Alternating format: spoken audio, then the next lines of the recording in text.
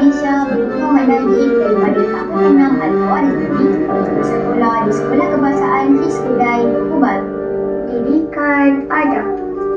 Wajiblah di atas ibu-ibu bersungguh-sungguh mendidik akan kanak-kanaknya yang kecil lagi yang sedang lemah. Kehendak-hendaknya itu dan mendidik pada masa itu.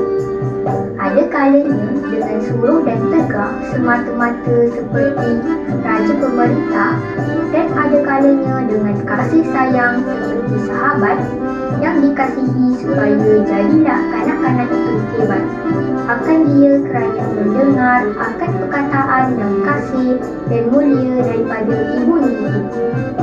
Apabila didapati oleh ibu akan kanak-kanak itu telah cerdik dan nyata kehendak-hendaknya padahal umurnya itu belum sampai setengah tahun, iaitu meradang dan menangis pada ketika ia marah, suka dan tersenyum pada ketika ia suka, maka pada masa itu wajiblah bagi ibunya itu mencari jalan dengan berhikmah dan budi bicara yang baik supaya berlaku kehendak-hendak dan kuat kuasanya kepada anaknya itu.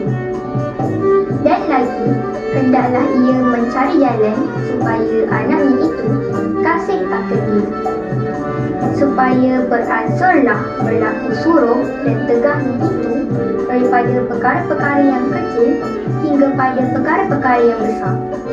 Maka apabila ia meminta suatu benda yang tiada patut diberi kepadanya itu, hendaklah dilarang akan ia, dan janganlah diikutkan apa-apa kehendaknya itu, sekalipun ia meraung dengan raung yang kuat, supaya mahirlah di dalam hatinya itu adalah menangis, dan meraung itu tiada boleh mendapatkan sesuatu yang dikehendakkan jika tiada diberi oleh ibunya. Dan juga supaya mahirlah di dalam hatinya adalah taat itu terlebih baik daripada inat, iaitu melawan. Sekian, terima kasih.